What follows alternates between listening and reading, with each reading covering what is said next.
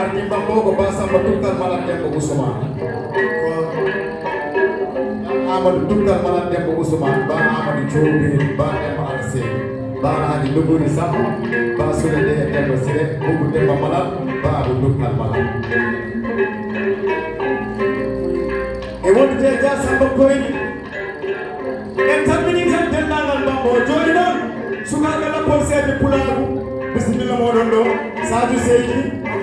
Amady Yere Oumar Boulo Samba Amadou Thioɓiri e yonta Bamba bala polsede pulaagu bisimilla mon ɗo dendagal yonta Bamba bisimilla mon ɗo mbiɗen ko jamma fantang e jokkodiral pelle men timmiɗa ko ɓamdare ko saabi darde lampol seede pulaagu ko tati siftinde e softinde e jeertinde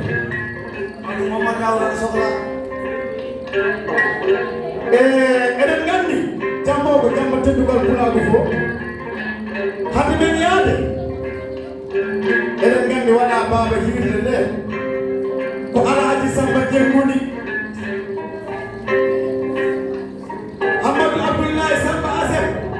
Samba Thiali Samba Jenguni ñaage Alassane ala e Dialawari Fakunda Dialawari ko Samba Aissata Moussa en jetti noon jatigi nappol seede pulaagu gorko ete tunde ngaare ba haamide jeeyi e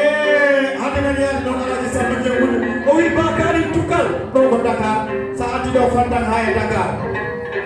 min bismoymama e hiirde he kolse nayi dowlaji tedduɗo Amérique pulloju o wi kala no jiɗirɗa ko noon sa yiɗi ngaha luuranka ko jiɗɗa fof kan ɗum cotaminandema arɗo fa bunda jaalowaa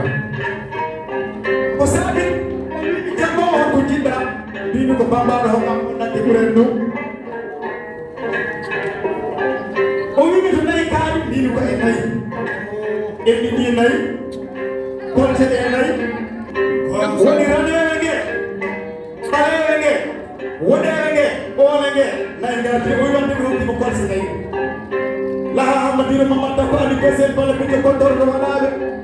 o wi mi uditiri hiirde nde ngale noddirteɗe ciwere felle en wona joɗeɓa demba Sambo e Oumar Mousse Madina Malago nayi o wi mi uditiri hiirde nde ngaari pédital Samba Toro Sakho Demba Bural Waliyaɓe o wi mi uditiri hiirde nde ngaari yiɗande Alhaji Badio geɗa wudu o wi mi uditiri hiirde nde nagge ndi wiye barke joyi e sone dewi Demba Sire so dimo golli en kaalata golle kadi ha o wonno hanki wonde heddi hande teɓɓe ɓe ful yaade ɗo ka Ibrahima aali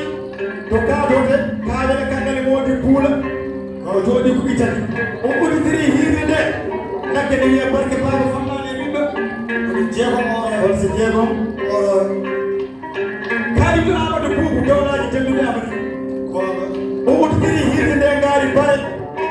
kolse jeeɗiɗi goroɗeɗe e ɓiɓɓe fulɓe jooni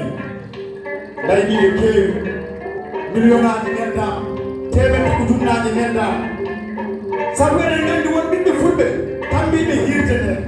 won ɓiɓɓe fulɓe tambiɓe ɓurdam lappol seede pulaagu e jooni noon sen giwi ɗo no jamma o yarata ma en kettoɗo fantang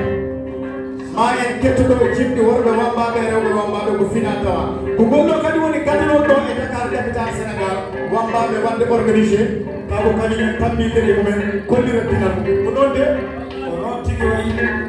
ɗum noon en jetti pulaagu ma en ketto kaare fantang belɗe ma en ketto jimɗi rewɓe wambaɓe gueɗe men seydi men Coulibaly Samba Hamady Binta organisateur international omo ɗo joni wonto paaren en kettoto taw wiya ko jokkodiral pelle men timinta ko ɓamtare Bacary aliou jaalalo ba ɓiɗɗo ñaɗo leydi garmiɗo ɓuri mi e Sare Demba wulli wees joni Angleterre yunayi kinɗo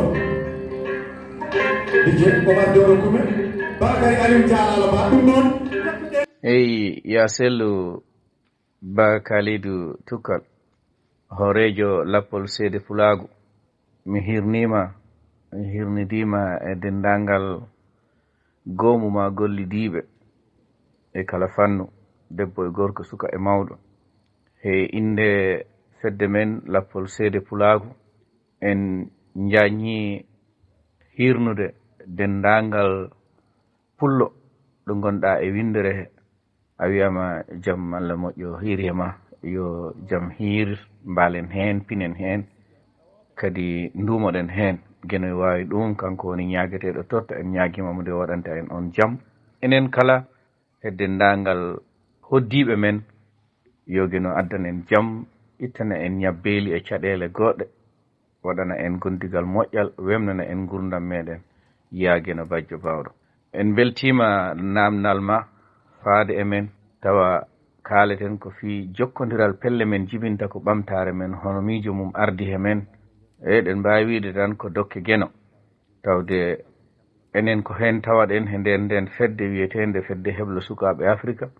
kono ɓurɗen dolinde ko hen salndu wiyetendu cetal HSAUK woni salndu fedde heblo sukaɓe Afrique tawetendu e leydi Angleterre. Enen kala e gollidiɓe woni an e he kala woɓɓe heɗen jokki gollude noon ha ɓeydi nadde e meɗen wonde e fedde he, kadi yidde hirjinde fedde nde beele yimɓe tina fedde nde ɓe ganda tigi hoko woni immanade fedde heblo sukaɓe Afrique. Kono kadi en kaɗani ɗon wona fedde heblo sukaɓe Afrique tan woni fedde fulɓe walla fedde nde gonɗen. Enen kam mbiɗen tan en keeɓi teskade fulɓe ɓe fof, pelle ɗe fof, fedde hen kala ono wiite serɗi inɗe ɗe kono no yimɓe ɓe inɗe mumen certirini, kono ko teskiɗen hen ko haalete e nder pelle ɗe tawtorteɗen ɗe walla leppi jegginteɗi e pelle goɗɗe ina tawa en he pelle ɗe gonɗen. Teskiɗen hen tan immanade yimɓe ɓe fof ko wotre, fulɓe ɓe immanade mumen ko wotre, ko yo fulɓe ɓe kawru, ko yo fulɓe ɓe janggu, ko yo fulɓe ɓe pin, ko yo ɓe pindin, ko yo en gon gotum, yo en gollu, yo en ɓamtu ɗemgal men, yo en janggugal jangginen ngal, yo en koddigal moƴƴal enen e hoddiɓe meɗen, ko yo en paggo jaam. Safe ko konngol gotol ngol tan woni ko yahata e arta, heddo noon ngol iwa e kunule certuɗe, ngol yaha e kunule certuɗe, kono immanade nde kam en tini ko wotere. Miijiɗen noon jaka enen ɗo e catal fedde heblo sukaɓe Afrique UK, enen ɗo e fedde lappol seede pulaagu, enen ɗo e pelle goɗɗe, enen fof ko hunde wotere nde gimmaniɗen. Hokku wawi okkude en doole beele ko gimmaniɗen ko keɓen ɗum. Min tan mi wawa ɗum wat, an tan ba kalidou a wawa ɗum wat, goɗɗo kadi kettiɗo en kanko tan goto wawa wat. Jaka noon goto o tamɗo doole o ko geno bajjo taɓɗo en o tan, ko heddi goto o ko goto tan wonta. Nden en tini enen ɓeɗo ɓe fof ko immanade wotere tamɗen. Mbiɗen hoko mbawɗen wadde waɗande ngol ɗo leñol, wonno mbiɗen heɗen jiiɗi leñol ngol. Goto e meɗen fof ko ɗo dari ɗo tan, ko ɗon tan wawi gollude, damal ngal woni ngal tan wawi darade udda, woto bone naate he nder leñol he, tawa ko ɗo damal ɗo woni ɗo e bone o natiri.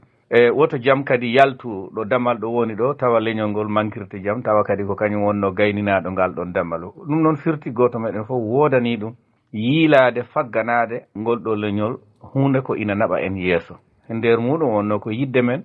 ma taw Allah ji'o o ganduɗo o woni jiiɗo ɗum e men, longini en ngoɗo miijo wiide so tawi catal heblo sukaɓe Afrique UK walla fedde heblo sukaɓe Afrique jokkodiri e fedde wonde hono fedde lappol seede pulaagu,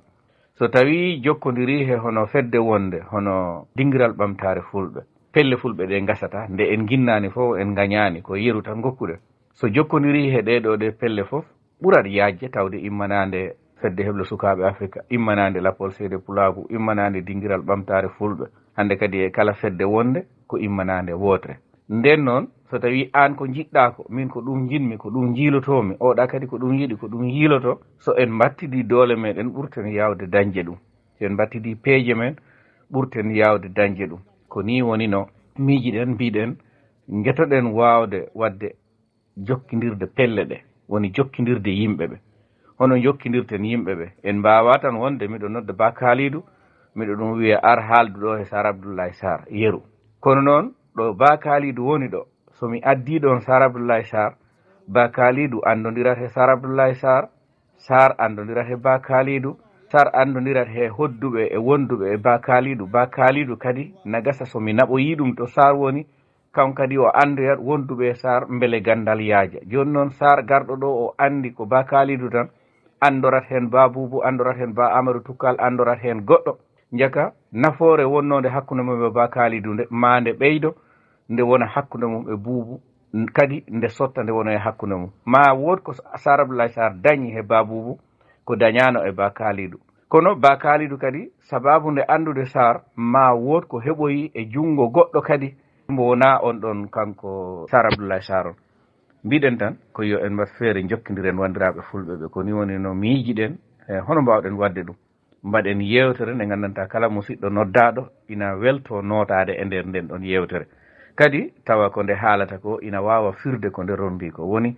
jokkodiral pelle men jibinta ko ɓamtare men. Sikki ala so pelle men ɗen jaaɓi jokkodiri, fedde lappol seede pulaagu itami temedere wulure,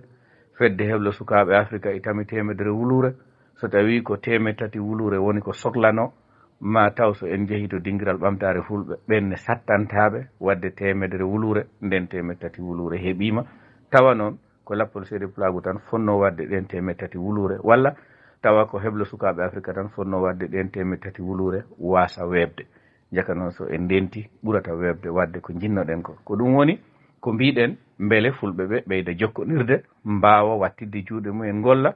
beele ɓeyda jokkodirde kadi gandodira, mbowodira, beele ɓeyda wawde yurmodir, beele ɓeyda wawde dañde humpitoji, jaka ko gimmaniɗa ko ɗum gimmanime, jaka enen en potani habde, en potani sertu, poɗɗen ko rendude beele mbawen hebde ko goto meɗen kala immani woni ko enen foof gimmaniɗe. Ko ɗum ɗo tigui woni miijo men, ko ɗum wonno miijo men, kadi ko ɗum wonno ko tafnoɗen e on ɗon ñalawma nde puɗɗinoɗen nde ɗo nde yewtere woni jokkodiral pelle men jibinte ko ɓamtare men, wonno ko 13 lewru siilo guluje ɗiɗi 18 takki kalfinɗen ɗum ba kalidou toukal lappol seede pulaagu en teskima e on ɗon tuma ombo tawa he ɓen ɓe ɓurnoɗen jokkodir, kono en teskima he on ɓurowo noddude fulɓe ngare kawren ɓurɗo kadi tawede e nder pelle fulɓe. Mbiɗen hanki ko wambaɓe woni halfinanoɓe meselal woni jokkude enɗam hakkude fulɓe. Jaka noon so tawi ko noon oɗo so en kalfini ɗum ɗo wongol haalaka ɗum ɗon kam wiyetake équité hono haalirte, wonno ko muynuɗo ɗum ko bowɗo ɗum, kadi yidde muɗum na mawni hen ma ɓeydu yaaj, kanko kadi o ɓeyda andude hen yimɓe, woɓɓe kadi ɓeyda andude hen. Ha joni surtout tan ko enen foof dañen fandare ɗaɓɓittenode he jokkodiral pelle men jibinta ko ɓamtare men, woni jokkodiral am he ma, jokkodiral ma he oya, ko ɗum tigui woni wune men, wona en sertude nde. Bakali Tukan jafoɗon leforgol juuti seeɗa, kono on calminama, on jettama. En kirni kala musidɗo tedduɗo taweteɗo ɗo he hiirde meɗen jamma fantang jokkodiral pelle men jibinta ko ɓamtare men e ñalawma hoore bir 11 lewru korse hitande guluje 2022 tawa ko ɗo e Dakar lamorgo leydi Sénégal hirnague Afrika. Yo en battuni kadi mo wuuri mbaɗen ɗum ko heewi. Musidɗo mon giɗo mon bacary aliou jaalalo.